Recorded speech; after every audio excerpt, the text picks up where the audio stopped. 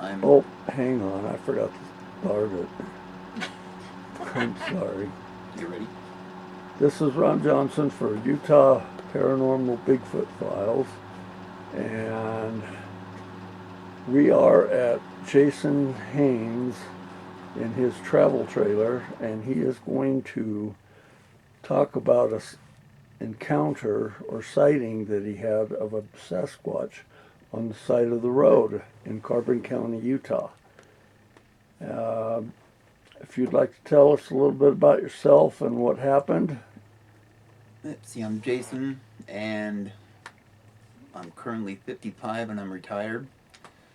So, at the time, I was working at Gentry, mountain mining, and usually get up about 2 in the morning, and I'd leave the house about 3, a little after 3 in the morning.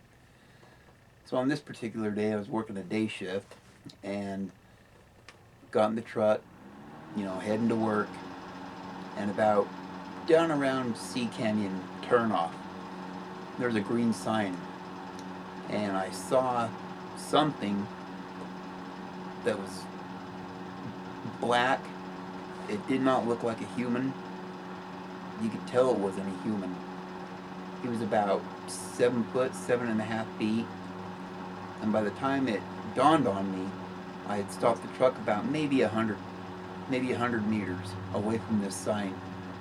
And when I got out of the truck, it started running off towards the train tracks right across the highway.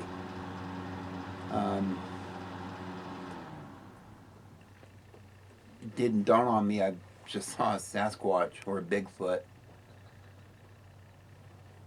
Okay, now this was on Utah Highway 123 going to East Carbon, Utah, right where the county road takes off to go to Sea Canyon, Yep, correct? correct. And he was standing off by a green sign, and he Okay. was just standing off the side of the road.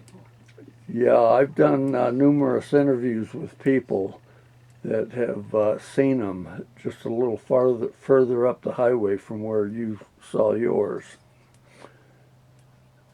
Yep. Like I said, when I got out of my vehicle, because I stopped right on the highway, there was no traffic. And when I stepped out of my vehicle, he proceeded to run towards the tracks, and I never saw him again. Oh, I told my wife about it, and she thought I was crazy. yeah. It seems like they always think that. Yeah, uh, did it make any noise? it didn't make any noise. It was standing off the side of the highway, and like I said, when I stopped my vehicle and got out, that's when he started running towards the tracks. Yeah. And I stayed there for a minute or two, waiting for him to come back or something, but he never did. Yeah. I've got one from another investigator that saw one just about in the same exact location. But his he saw was standing on the railroad tracks, right where the highway uh, expands into a turn lane, Mm-hmm. right in that general vicinity. And he said that one was looking towards the south. Yeah, I waited around and, waiting for it to come back, and it never did. I just got in my vehicle and went to work. Never Yeah. really talked about it to anybody. Mm. Uh, I have 13 what I consider credible witnesses that have seen Bigfoot in the general area from where you saw yours. Do you believe that they are in this area? I believe so. Um, Summer nights, you can hear really low growls coming from the cedars, and that's about the area of Sea Canyon Yeah, to where my old residence was. A really deep growl, and you can tell it's miles out, but it sounds like it's really close. right. And where my house was, you could see the cedars, Yeah, and just beyond that was Sea Canyon. So yes, I believe they're out here.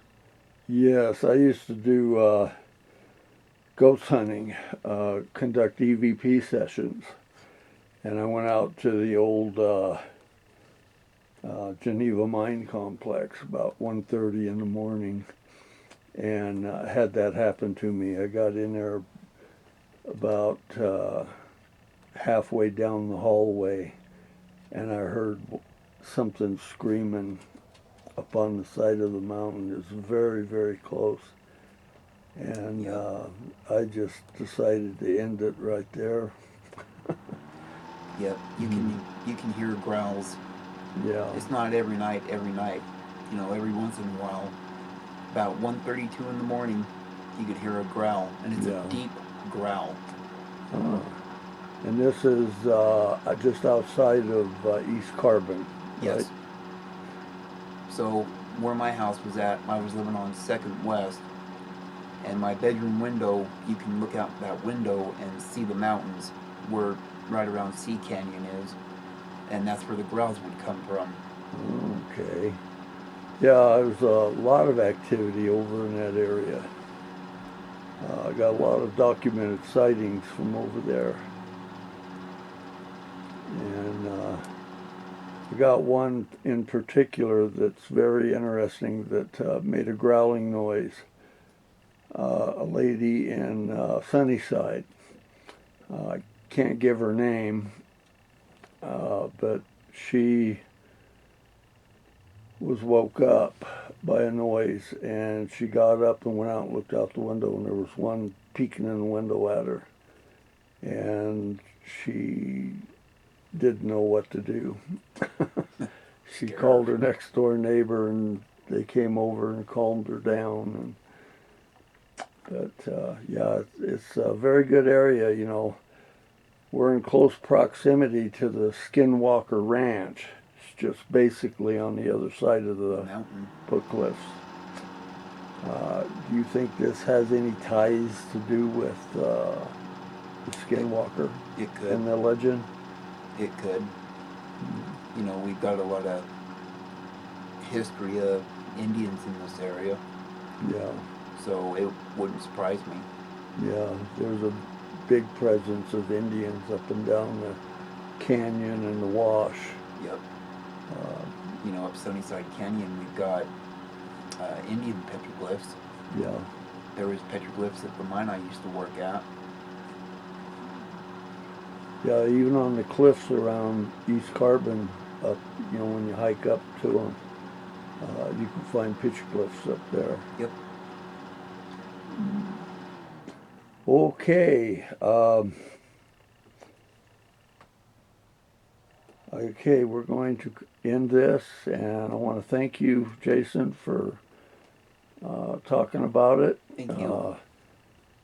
Like I said before, I get a lot of people that tell me about their encounters, but there's very few of them that want to go on camera and talk about it, and I really appreciate you doing that. It's not a problem.